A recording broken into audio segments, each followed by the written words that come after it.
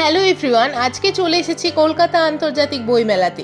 বইমেলাটি অনুষ্ঠিত হচ্ছে করুণাময়ীতে। সল্টলেক স্টেডিয়াম থেকে মাত্র 10 টাকার বিনিময়ে তোমরা চলে আসতে পারো বইমেলাতে।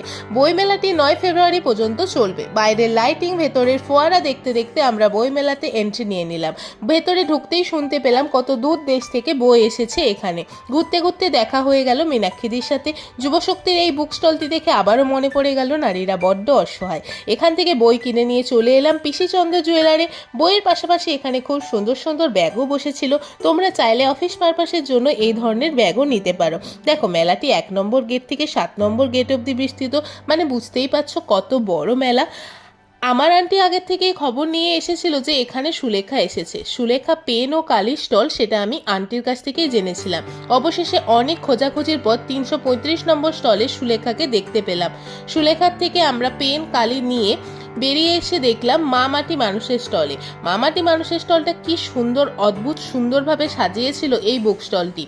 অনেক ঘোরা, আনন্দ, বই কেনার মধ্য দিয়ে দিনটি খুবই ভালো কাটলেও খাওয়া দাওয়া ছাড়া দিনটা আমার আনন্দটা ফিল হয় না।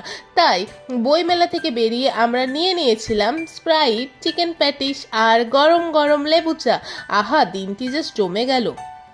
ভিডিওটি কেমন লাগলো জানিও। আর তোমরা কি করছো? যাও মেলা থেকে ঘুরে আসো। টাটা।